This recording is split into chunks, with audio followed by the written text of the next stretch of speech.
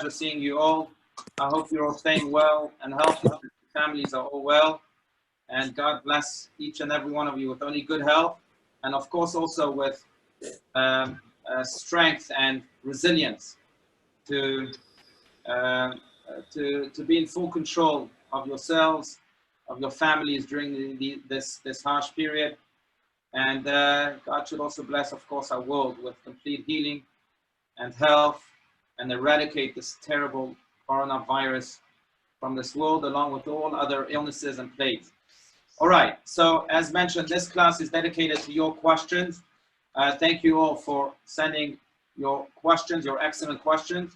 I'm going to repeat just one more thing. If you have a question you'd like to ask throughout the class, go to the chat button at the bottom of the screen, text in your question, and then I'll be able to reply to those also. But we'll begin with some of the questions here that were sent via email. So question number one, I'm gonna, again, as we did last week, I'm gonna mention what the question is, and then I'll try to relate to it as best as I could, without names. Question number one, dear Rabbi, I hope you are well. Okay, then here's my question. Most everyone is talking about quarantine as something that we are doing to save lives, especially those of the elderly and the ones that are immune compromised. But I see very little attention being given to surging unemployment and business closures.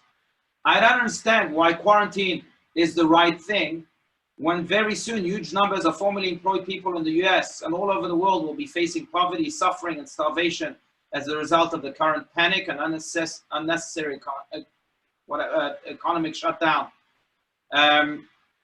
for a disease, whatever. This is our own opinion. Can you please shed some light? So in other words, why are we focusing so much on the self-quarantine and not as much as at least this person thinks on people who are unemployed because of the pandemic and will find themselves soon suffering from maybe poverty, maybe starvation, as this person writes? It's a good question, and I have to say, I mean, of course, the human instinct immediately goes to the survival mode, as they call it. The first and foremost thing that we desire to do when we face pandemics or any other disaster is let's survive, and we focus very much on the self. Let's make sure that our families survive. Let's make sure that we are healthy, and then we'll take care of the rest. But it's a very good point I think this person is making, that dare we not forget the others as we are focusing on ourselves and our own personal health. Why am I saying that? Because at the end of the day, I think if there is one lesson from this coronavirus, is that we're all in this together. Humanity is indeed one big family. I know it sounds very cliche, but it's the truth. If one person can influence so many just through a sneeze, imagine the interconnectedness that the entire humanity has. And therefore, the lesson must be learned, the spiritual lesson must be learned, that yes, we are and we should quarantine ourselves, save ourselves, and ensure that our families are well and healthy. But then we not forget the others, to be kind to others, to reach out to those who really need it during these times. I think that's probably one of the most vital things and crucial things we have to do as this human family. I'm reminded of the analogy by the Midrash. There's a beautiful analogy in the Midrash of someone who was on a cruise ship, and all of a sudden in his own room he started to make a hole in the floor of the cruise ship, and the captain came to him hearing the noise, and he said to him, "What are you doing? Are you digging a hole here?" He says, "Yeah, I'm digging a hole. It's my room. What do you want?" He says, "But you're digging a hole so profound that soon the water is going to start surging through that hole and the whole cruise ship will drown." He says, "But it's my room. I'm allowed to do whatever I want." And the captain says, "You don't understand. What you do affects the entire cruise ship."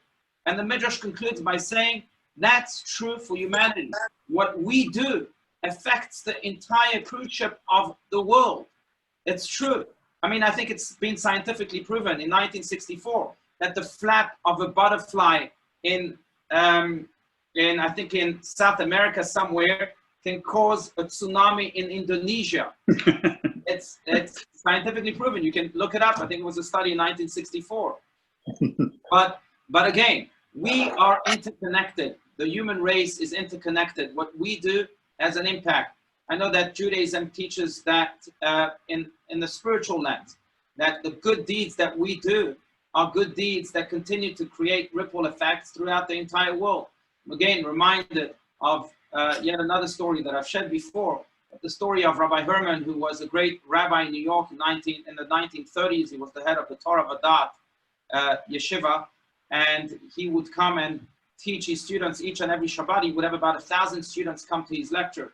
One Shabbat, it was snowing, it was bitterly cold, and he said to himself, no one's going to show up, but I'm going to go anyway. He went to his yeshiva anyway, and only 4 people showed up out of 1,000 that would usually show up.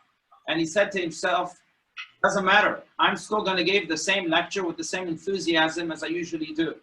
He gave that lecture, shouted, and at one point, one of the 4 students stands up and says, Rabbi, there's only 4 of us here. Why are you shouting? I know you're used to 1,000, but look, today there's 1, 2, 3, 4.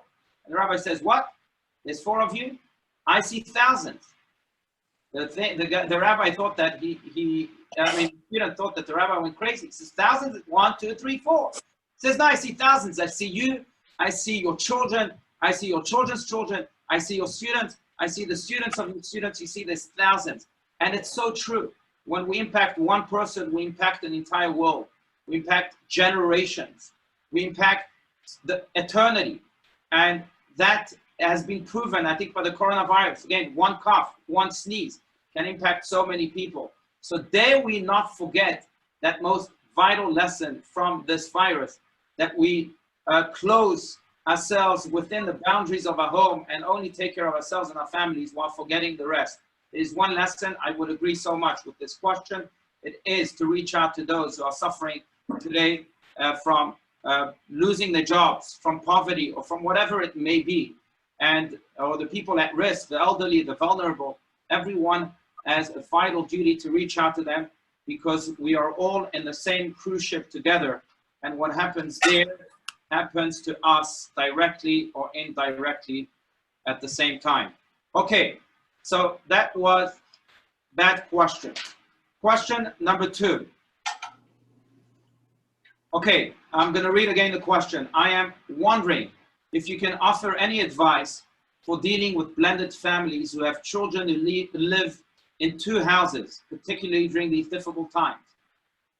Particularly when one side of parents are not taking the current situation seriously enough and not adhering to the new social rules, norms, while the other side is. In other words, putting those children at risk, right? Children, unfortunately, have to share 2 homes because the parents are divorced. So what happens if one side, and this is the question, what happens if one side is adhering to these rules of quarantining, etc., another side is not so much adhering? You're putting your children, so to speak, at risk, and it's not your children. There may be others that they may come into contact with because the other side is not so strict. I am having a hard time, this person adds, because I have health issues that cause me to be immune compromised. Beyond begging to please follow the social distancing, which we have already done, how best to communicate with people who clearly don't care? It is another layer of lack of control during a time of supreme lack of control. It is so difficult to deal with emotions and difficult to maintain a solid marriage when constantly having other people that affect things so much. I think it's an excellent question. It's true. I mean, and it's unfortunately, it's probably a reality for so many. What do we do when we share 2 homes and one home is not as careful about the health guidelines that the CDC has put out than one home? I think that in cases like this, then, in Judaism, there's a clear ladder of priorities. The number 1 thing in that ladder is uvachalta b'chaim. You should choose life. We would do anything in Judaism to save just one life. Even if we have a doubt, maybe this life won't be saved. Still, you do everything in your power, including desecrating the Shabbat, desecrating Yom Kippur, to save one life. I think that the current situation is calls upon us to follow that number 1 priority of Judaism. We can't play with these rules.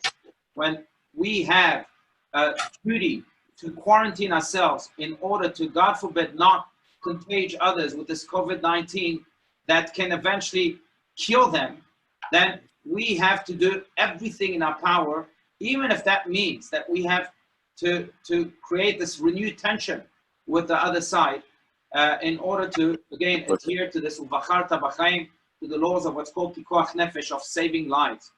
There's no playing games here. You know, a rabbi came out just today in Israel.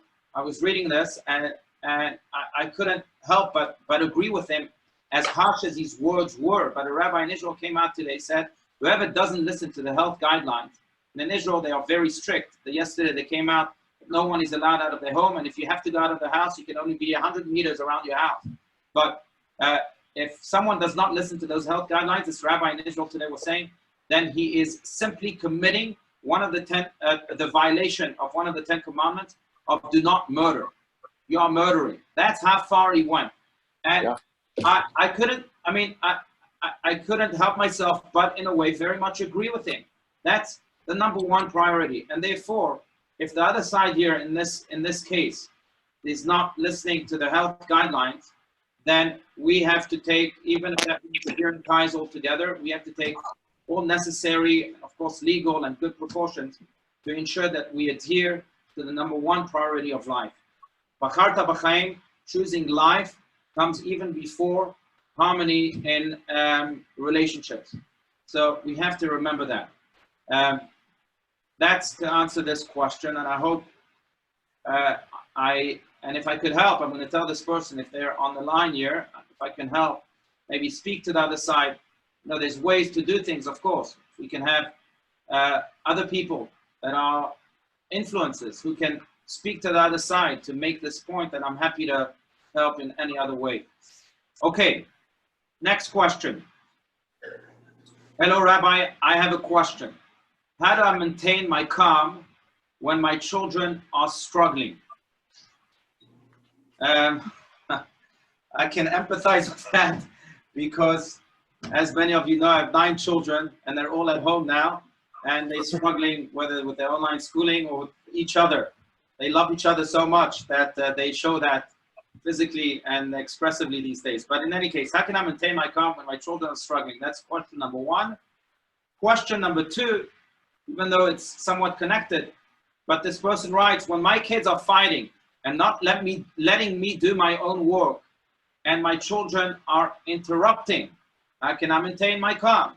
I really need some guidance. Oh, what's going on there? So, again, so it's a good question. I think that children, I'm going to mute everyone here, but our children play this game quite often. We may realize it sometimes, and sometimes we may not, but they play this game of, well, let's see if I can really show my parents that I'm the authority, not them. And sometimes they do that. I mean, there's psychologists here among us who can explain this, I'm sure, much better. But sometimes they do that just because they don't know who they are and they have to show some independence. The way of showing some independence is to find the authority that they know. So they'll show you, I'm the one in control, not you. And in a way, that helps them, again, show that independence. Whatever the reason is, I think that this points to just one very clear point, and that the children are not the authority, and the parent ought to remain the authority of comfort, the authority of control, the authority of serenity, however hard it may be. Now, there are some tools that Judaism, I think, offers on how to maintain that calmness. One tool comes directly from the Talmud, and that is that before reacting, we wait a few minutes. We wait 10 minutes. Some Kabbalists say you have to wait 18 minutes. Another significance of the number 18. 18 minutes before we respond to our children. During those 18 minutes, our emotions will then tone down miraculously, and eventually we'll be able to respond to our children in a productive and fruitful way. Very often, it's that instant reaction that we have to our children that creates this turmoil in the house. If we can wait 18 minutes, 10 minutes before we respond, even if that means that we have to go outside and desert our children for a little bit, or go into our room and say, you know what, I need a timeout. I'm coming back. Gather your emotions and then to your children. That's a good tool to use.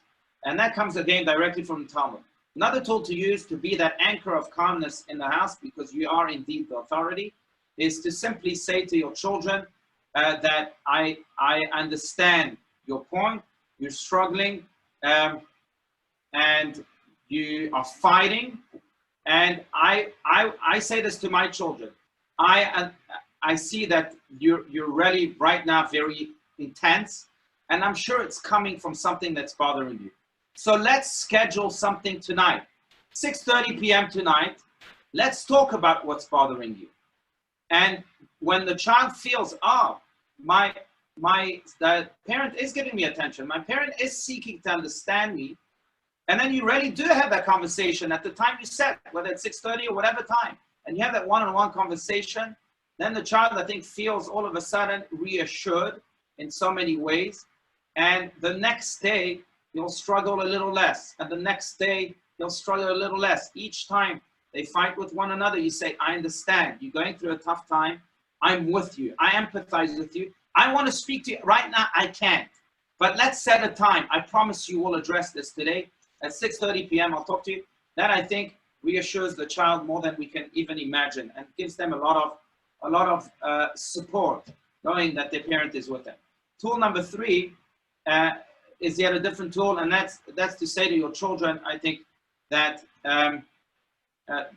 if it's at all possible, but to say to your children, you know what, I have a schedule for you. I have something that I'd like you to do. I want you to pursue this hobby. I'm saying this because I'm going to retract 1 second, and I'm going to say that I think that a lot of the boredom, a lot of the struggles come from, a lot of fighting that children have comes from boredom. I see it with my own children. They don't know what the online schooling is finished. They don't know what to do next. So let's excite ourselves and start up a fight with our sibling. A lot of that comes from boredom. And I think if we're able to fill that boredom in specific ways, and I don't know who shared the screen here, but let's see if we can stop participant sharing. There you go. Okay. All right. But if we're able to fill that time of boredom for our children, then there'll be less and less fighting, because again, they'll be busy doing whatever they need to do, whether it's developing a hobby or reading a book. But I think the way to preempt this is by building for them a schedule together with them. And then you'll see that if they have a strict schedule to follow, they have that need to fight and to excite themselves. So again, these are 3 tools to maintain some type of calm in the house while keeping our own calm. Number 1 is to not hesitate to tell our children, I'm taking a timeout, and then respond to them after 18 minutes. Not immediately. Never react immediately. Reacting immediately never helps. Number 2, to say to your children, you know what, I understand you. Let's set a time to speak about this. Obviously, something is bothering you, and that reassures them. And number 3, again, to try and fill their schedule with constructive things to do so that they don't fall into the curse of boredom that leads to much of these fights. I hope that helped, but I know it's hard. I mean, I am, as a parent, I lose my cool. Sometimes my children will tell you, but we have to remember that our duty as parents, our foremost duty as parents, is to be that authority of calmness. Because if we're not calm, our children won't be calm. That's just the way it is. I think that mothers know this best. That when you hold an infant and you're not calm because you haven't slept all night, I know that as a father too, but I think mothers know this more, then the infant will continue to cry. Because if you're not calm, it won't be calm. So these are 3 tools in order to maintain our calmness, and I hope I answered that question to your satisfaction. And if not, don't hesitate to continue the conversation via email too. All right, or via phone. Next question. Rabbi Allouche, what advice or helpful tips can you give those of us who will be doing a Passover Seder for one this year? And I think the next question speaks more or less to the same theme. Dear Rabbi Allouche, can you please address the issue of being alone now, and especially during Passover? It's very difficult for me. It's wonderful to be with family, but some of us aren't that fortunate.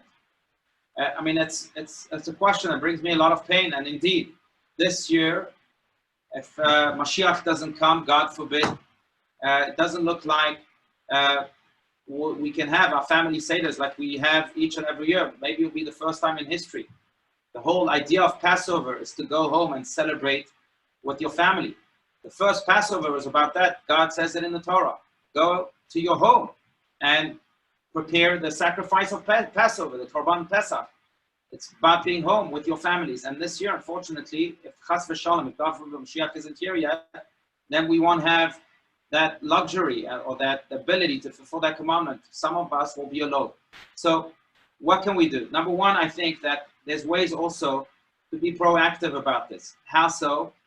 I was thinking, as I was reading this question, maybe if you're alone for Passover, maybe right now, today, tomorrow, you can start reaching out to your family members, wherever they are, and ask them to write for you a thought about Passover, or a personal thought, just to you, a good wish, a blessing for you on Passover. Now, let them write that thought, but don't read it, don't open it. Keep it for the night of Passover. During the night of Passover, then you'll open up all of those letters. And in a way, that will be very comforting. In a way, it will be your way to connect to your family, even though they're not there, but at least you'll be connecting to them through their letters and through their words. By the way, I think the opposite is true. I know that many of us, thankfully, are fortunate here on this call, are fortunate to celebrate Passover with our loved ones. And many of us, on the other hand, also, even though we're fortunate to celebrate Passover with our loved ones, we know of someone, maybe someone in our own family circle. We know of someone that will be alone. So maybe it's for us now to write that letter to that someone and to maybe prepare a little kit for that person so that, again, when they are sitting there alone on Passover, they really won't be alone. I think that's one crucial idea. If you can help me spread it, please do. Really, I think that will help and bring a lot of comfort to those people that stay alone. Another thing, a more spiritual thought, is that really on Passover, we're not alone. First of all, we have Elijah the prophet. We open the door for him. Elijah the prophet comes to us on Passover. Number two, we have God himself. We say that in the Haggadah, that on Passover, not even Moses, lo al yedei shaliach, lo al yedei malach, not an angel came to redeem us, not a shaliach, not an emissary, not even Moses is mentioned in the Haggadah. God himself is there with you on Passover. To the point that, you know, halachically even, it is suggested not even to lock our doors on Passover, because the Passover night is known as Leil Shimurim Hu LaHashem. It's the night of complete protection by God. Why? Because God is present on Passover more than any other night. He's there with us. That's why we don't lock our door, because we trust God. We don't need locks. God is going to protect us. Now, of course, if you live in a dangerous area, I don't know if you want to follow the advice, but still. But so Elijah the prophet is with us. God is with us on Passover. And maybe it's also a way to spend this Passover, this unique Passover night, in meditation, in ways that we can connect to God in the deeper sense, and to Elijah the prophet, the deeper sense. Now, how to do that? I think we can prepare for that too. Read about Elijah the prophet, read about his mission in life and his mission on Passover. I mean, you can use Rabbi Google, or otherwise I'm also happy to direct you to different sources. Read about the power of God and the presence of God on Passover, and hopefully that too will bring you some type of comfort. But again, I think that the family members can be there by preparing everything for you before Passover and sending it to you so that you can open those things that they've prepared on the night of Passover. Those are two general ideas. Next question here. Bravo. Okay, thank you. Next question. So those are the questions I've received, but I see there's a question here on the chat. If you're dead, you can't work. Once we are medically safe, oh, it's not a question, it's a statement. You're right. Once we are medically safe, we can recreate our society and hopefully we'll be kinder to each other. Okay, absolutely. Very good. That's an excellent point.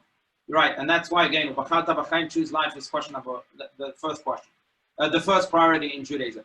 Okay, I want to bring to you, now there's another question that came to me from a 9-year-old child.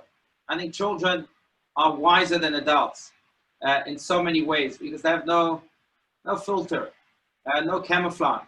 They say things, they shoot directly, not from the hips, but they shoot from their souls. So those soulful questions are really very, very powerful. So I'm going to share with you a question that a 9-year-old child asked me just on Tuesday, 2 days ago. And the child asked me, I was speaking about prayer and how important it is to pray these days, especially children need to pray because God listens to children first.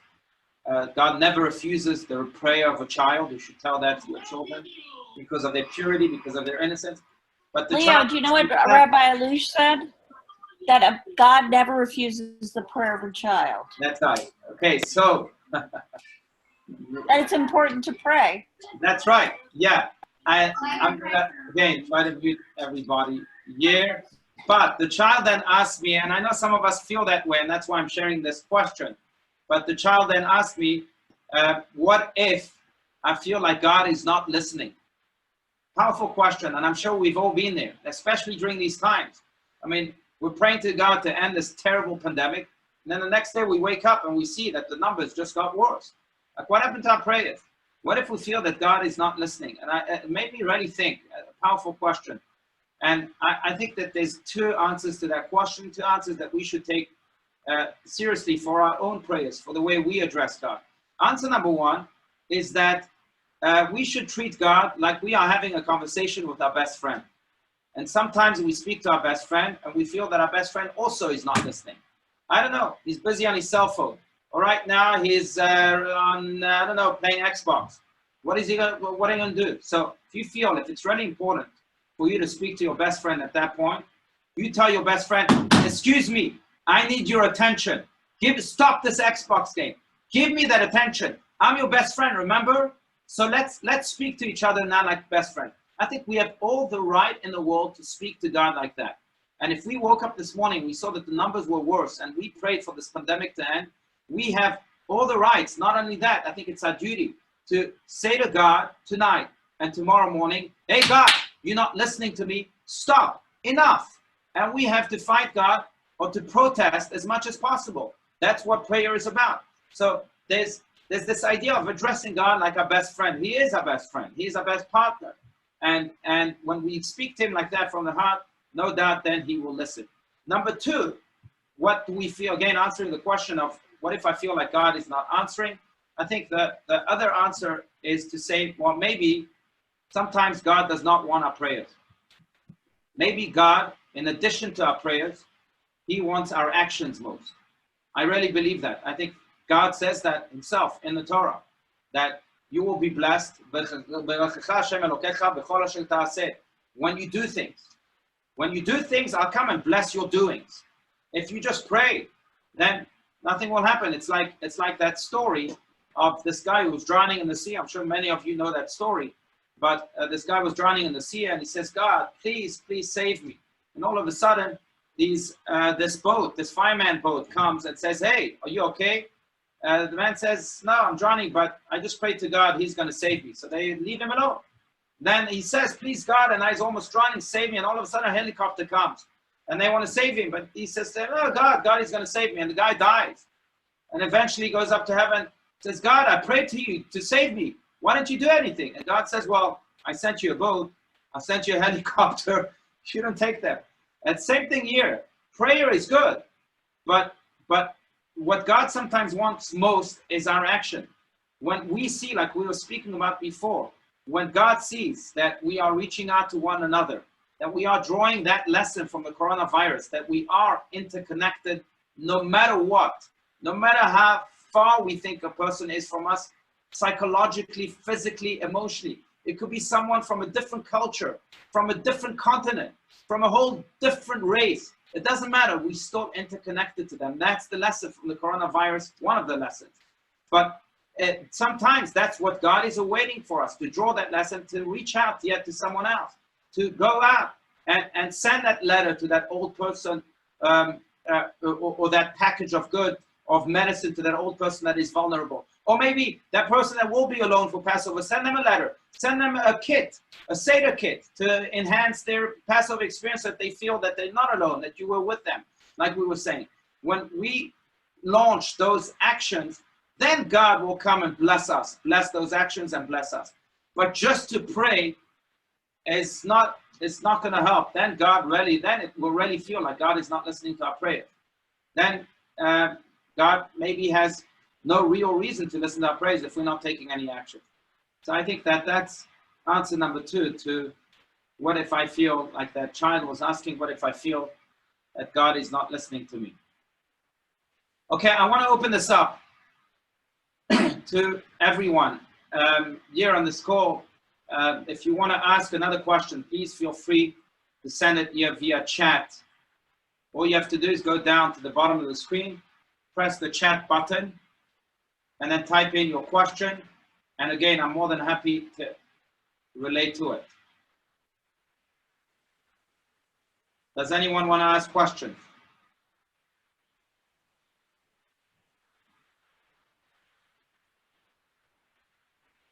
Anyone? Yeah. Rabbi. Yes, okay, we can ask this way also via. Okay, I Mike. couldn't find the other way. Please, go for it. I just have a question if we're going to be able to get the Shmura Matzah through the synagogue like we Yes. have in the years before. Excellent question. Yeah. So a Passover email will come out on Sunday with all of the information about selling your chametz, about picking up your shmura matzah, your handmade matzah, everything that we've had. Again, I will also write in there that, you know, if you're going to be alone for Passover, we want to help you, and we'll send you a kit, and we'll send you some ideas so that you feel that you're not alone, etc. So that we just won't be, you know, it's easy to give lip service, but we have to act upon it. So if I said that we have to reach out to people, then it becomes our duty, and you'll see that on the email again on Sunday. Hey, Rabbi, I saw that the Sephardic Rabbi of Israel deemed Zoom to be kosher for Passover. Yeah. To connect families. Your thoughts? It's a good question. He came out and then he retracted his signature from it last night. It's been a very controversial issue in Israel. I spoke to Racheli Frankel about this, who herself is a halachic authority, and she's very immersed in that. She also doesn't hold by that. But look, the way to permit it, and that was the basis of the letter, is that if someone is going to be emotionally depressed and his health is going to deteriorate because he's alone on Passover, then Zoom is allowed. Because again, priority number 1 in Judaism is your health. And if your health is going to be hurt, emotional health, physical health, then go ahead and Zoom. Otherwise, preferably not. Right. Rabbi Allouche? Yes, Hannah. Thank you for answering the question about being alone. Sure. We'll see how it goes. But I also wanted to know, can I invite myself to your house for next year, Bezrat Hashem, for Pesach? Absolutely. Everyone is invited to my house as soon as the virus ends. Everyone is invited. Everyone is an open invitation. But I will tell you this, Hannah. Please, God, you won't be alone. I really feel that Mashiach is coming. I know it sounds crazy, but I'm 40 years old. I haven't felt that Mashiach is coming as strongly as I'm feeling it today. And I live during. How are we going to know when he's here? So good question. You'll get an email. I just want to email. Okay. CBT virtual world. That's it. But I lived during the times when the Lubavitcher Rebbe was shouting Mashiach is imminently coming, so on. And then I also felt it. But today I think I feel it more than any other time during my life. I think there's many hints to that. But I think the fact that the world now is almost shut down. It's almost like the preparation of the stage. You know, just like when everyone when you go to a theater and you sit down and you're everything is shut down. The lights are shut. The people are shut. And something is about to happen. I have that feeling that I think Mashiach is about to happen because it's going to be a world event. Of course, I think besides that, it's the time for it to happen. The planes are grounded so they can come and take us. The Ben Gurion is shut so it can open and be ready for this. The buses are all parked at Ben Gurion. They can take us to Jerusalem.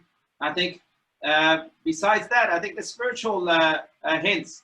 The coronavirus, by the way. What does corona mean? Corona means crown. Right? Because Mashiach is about to be crowned. But we can have that conversation at a different time. I have all sorts of theories about that. But I did. Will you call me? Will you call Rabbi? Yes, and by the way, one last thing. The Talmud states also that we were redeemed in the month of Nisan, and we will be for the grand exodus of Egypt, referring to the grand exodus from Egypt, and we will be redeemed in the month of Nisan. Today is the 1st of Nisan. Yeah. This is the month of redemption, and Mashiach now needs to come. All right. Any other questions? Rabbi, Yes, Joyce. I just have a comment about, for the help of the children that you mentioned about the divorce. Yeah. To help is that first, what you said is very true even in psychology and therapy, is Right. that the first is the health of the children. So Right. the first decision is based on the best interest of the child. Right. So it matches what you were saying in many ways of helping children during divorce. And this reigns first, is the best interest of the child. Right. So whoever has to make that decision matches with what you've been sharing with us. Beautiful. Thank you. Thank you, Joyce. Thank you. And we heard this now from a professional, from a And psychologist. if anybody needs help with children, I'm here. Thank you. I mean, Thank you. emails here that I've done for this for 40 years, so Thank you, I'm Joyce. here to help in any way. Thank you. Thank you. Okay, I'm going to relate to this question here that came up on the chat. Does this confirm that actions speak louder than words? When we're speaking about prayers, we said that God also wants our actions, maybe even more than our prayers. So absolutely, that confirms that. And then the next question on the chat here is, could this be Hashem making us pause, reconnect, and heal the earth? Certainly, I think it's another lesson that we have to draw from the coronavirus. Whilst we cannot understand why God brought this upon the world, the finite brain will never be able to understand the infinite God. But we can draw lessons. It's our duty to draw lessons from everything in life, from tragedies and from good moments too. But one of the lessons is exactly that God, I think our world, we know this, our world was going at 1,000 miles per hour. Everyone find themselves on these rat races, and the unit that was suffering the most was the family unit. There's no doubt. I mean, people were too busy for their own good, for their own family. It reminds me of the terrible story of this child who came home one day, and when his father came home late at night at 8:30 p.m., he says to him, "Dad, I have one question for you. I haven't seen you all day, but I've been waiting all day to ask you this question. How much do you make an hour?" And the father, who was already upset from his busy day at work, told his child, "How dare you ask me this question so late at night? It's none of your business. Go to your room and come up with better questions." The child was devastated. He goes to his room. He lies in his bed. He's crying. And the father began to feel terrible. So he went to see his child. And he says to his child, "You know, I really feel terrible. I'm sorry. I shouldn't have shouted at you. But do you want to ask me a question?" He says, "Yes, Dad. How much do you make an hour?" And again, the dad is trying to control himself. "It's none of your business. But okay, I'll tell you. I make $20 an hour." The child then goes under his pillow, takes some crammed dollar bills, 10 of them. He gives those $10 to his father, and he says, "I don't have $20, but can I have half the time?" Oh. And reflective, of course, of the race that many of us find ourselves in. And I think the lesson that ought to be learned also from this coronavirus is that maybe it's time to make important, and the trivial. The important is our family. The important is our value system. The important is our soul. The important is our health, our emotional health, our psychological health, our spiritual health. The trivial is the rat races of life, business, the dealings, that can wait. I'll never forget being in the same room of a big CEO. They had like a big company, a Fortune 500 company, and they had a big board meeting, and I had to come and give it Dvar Torah. So the CEO invited me, and at the beginning of the meeting, everyone had to introduce themselves, and there were big shots in the room, and the first person says, "Well, I'm the VP of this, I'm the executive director of that, and I'm the president of this." And the CEO came. The CEO was an elderly man, and he said, after everyone introduced themselves. My name is so-and-so. I'm not going to say his name because maybe he doesn't want me to tell the story, but my name is so-and-so. My title is I'm a dad and I'm a granddad. That's it. And to me, that was so beautiful. Here's this man who's a CEO of a Fortune 500 company, and he didn't let that get to him. He had his priorities straight. And for many of us, unfortunately, that's not the case. And here comes the coronavirus and shakes us and says, remember, first you're a dad, first you're a mom, first you're a mensch, first you have a value system, then the rest will come. Any other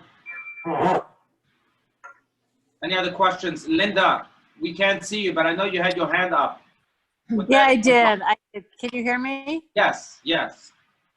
You know, I was just thinking there's so many lessons here, you know, from this, and that God is sending us this huge message, and we need to learn many, many lessons. And some of them are, you know, how we treat Mother Earth, and the pollution is better right now, and how we treat each other, and how we respect each other, and how we love. And I mean, I just think that like this challenge, which is the biggest challenge we've ever had in our entire lifetime, and we really have to listen to what our doctors say and follow, quote, their suggestions. But I really think that this is from God, and that we need to learn the many lessons here. And when we learn the lessons, we will get better. And I think it's about learning lessons. And I don't know what all those lessons are. And, you know, Absolutely. that's everybody has to figure that out. But Right. we as a world community have many lessons to learn from this pandemic. Right, right, absolutely. There's many lessons that we can all learn, general lessons. You know, if you want, I wrote a piece about this, lessons from the coronavirus that you can Google, but there's so many lessons we can learn. But I think also there's personal lessons we can learn. Everyone knows what their life looked like before the coronavirus. And we had to make our own changes when the coronavirus came. And maybe those changes are changes worth sticking to. And I personally think, I said this to a friend this week, I think that there are moments in life that define you. And I think that the coronavirus should be a moment like that, where we ought to relate to life as the life we had pre-coronavirus and the life we had post-coronavirus. Because certainly there are lessons that we each have to take, and personal lessons too. Oh, for sure. I 100% agree with you. Yeah. Second paragraph of the Shema. That's right. Right, Shmuel. Very good. All right, any other questions? So, a good question. Thank you, Sarah. Great question. How am I finding not having people in shul? I'll tell you this. I mean, shul, I'm the only one here in the office. I go between the house and the office. And the first day I cried. I really cried. It's so sad. The walls are crying with me, I know. It feels empty. But on the other hand, the second day I didn't cry. And I'll tell you why. Because I think that sometimes God commands us to be in shul, and sometimes God commands us not to be in shul. And when I follow God's commandment, whether it's the commandment to be in shul, the commandment not to be in shul, I'm following God. I'm connecting to God. So I'm still connected because I'm following his commandment not to be in shul. We're all still connected. You know, there's a beautiful story that I shared about Zusha and Elimelech. It's one of my favorite Hasidic stories. Unbelievable story. Two Hasidic brothers who lived in Poland some 200 years ago, and they traveled everywhere in Poland. And one day they were imprisoned for no reason. Just two Jews in prison was a common thing back in the day. And they were thrown into this room with 50 other inmates. And Zusha begins to cry, and he tells his brother, I'm crying because I won't be able to pray. This will be my first time in life that I won't be praying. And then Elimelech says to him, well, why aren't you going to pray? And Zusha says, because there's a bucket there in the middle of the room, that serves as the restroom, and it stinks. And it says very clearly that one is not allowed to pray in a place that stinks. So I won't be able to pray. So Elimelech tells Zusha, well, 1 second. Why do you pray? To connect to God? He says, yes. He says, well, you're connecting to God also by not praying. He says, how so? Because you're following his rule that says that you're not allowed to pray where it stinks. So you're following his rule. So you're connecting to God also by not praying. Zusha says, you know what? You're right. And Zusha and Elimelech begin to dance like good Hasidic Jews. And then they dance. Soon enough, all the inmates were dancing in that room. And for years, this commotion from his office, he goes straight to the room, storms in, and finds all these people dancing. This is a prison. He doesn't understand. He asks, what's happening? They say it's these two brothers. And what's the story? They say, well, they had a pre-bucket relationship with God, a post-bucket relationship with God. We don't really understand. They tell, so the warden gets so frustrated, he goes to the bucket and he throws it out the window. The dancing stops. And then Elimelech tells Zusha, Zusha, my dear brother, now you can pray. The bucket is God. But that's the story. But the story's message is sometimes we have a very own specific way of how we should connect to God. But 1 second, we don't make the rules. God makes the rules. God makes the rules of how we can connect to him. Sometimes he wants us to connect via coming to shul. Sometimes he wants us to connect by staying home, not coming to shul. So the second day I didn't cry because I connected more to that idea. And maybe God is nonetheless here with us, with each and every one of us, maybe even more so than before, because he's the one commanding us to stay home. Otherwise, I know that each and every one of you would, of course, be in shul at this moment for this class. Yes, we would. And please God, will all, like Sarah's writing here, will all be dancing soon. Amen.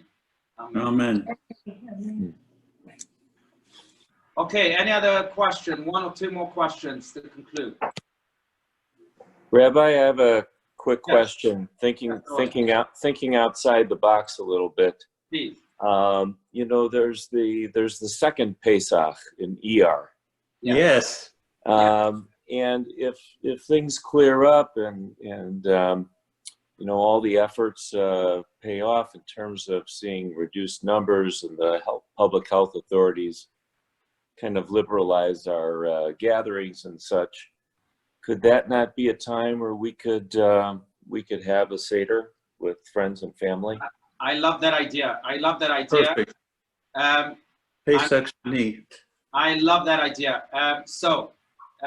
Absolutely. I'm going to say 2 things. Number 1, that's God forbid if Mashiach doesn't come, like we mentioned, then we should definitely work on that idea. And Jordan, I'm appointing you right now Okay. as the person to lead this initiative. Let's do something big on the second Pesach. Please God, everything will be much, much calmer by then.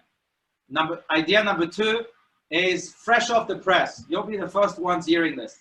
So I've been thinking about this crazy, wild idea, but I am going to share it with you. Let's get some feedback.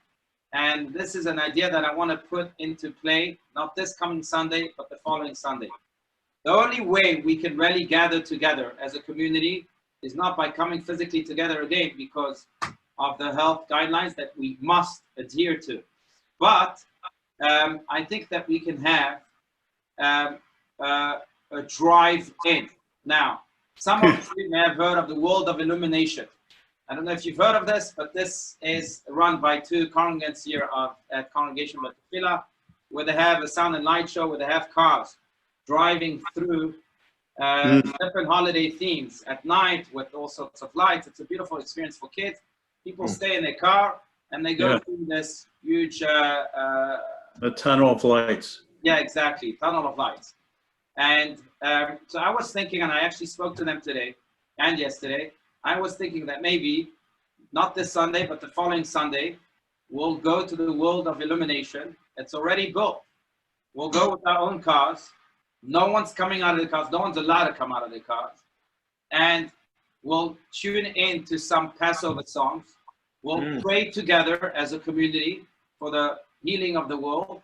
And when you exit, you will have a Passover kit waiting for you to take home as our wish, our practical wish to you for a happy Passover.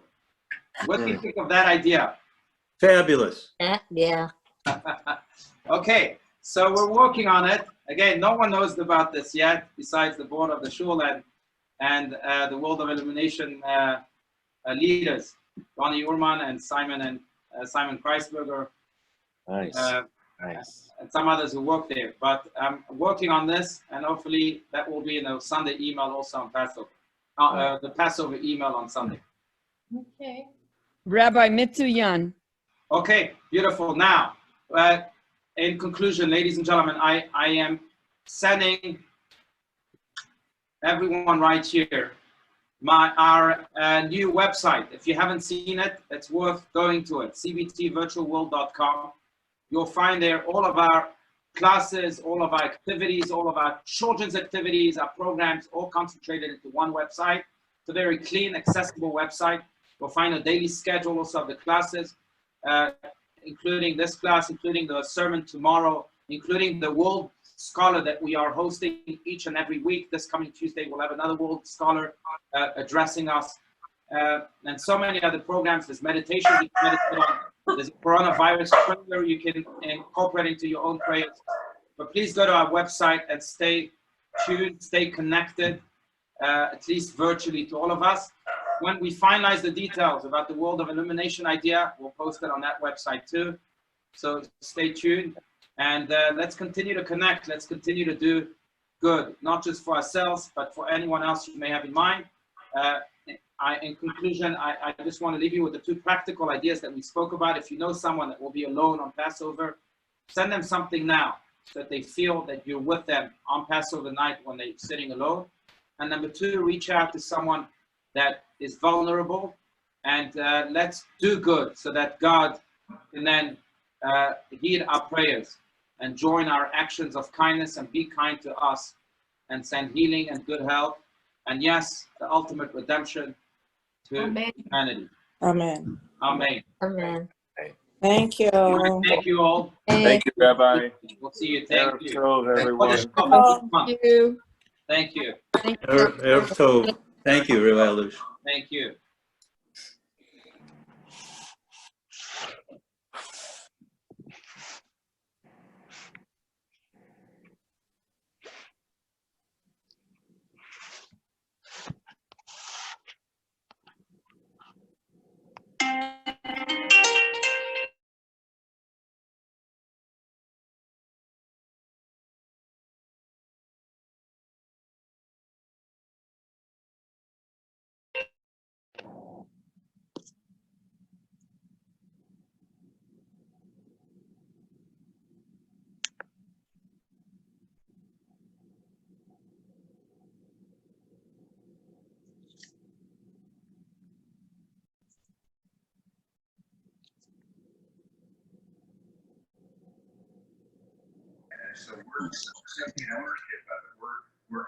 Thank you, Rabbi Allouche. This is Donna. It was wonderful. I enjoyed listening to you.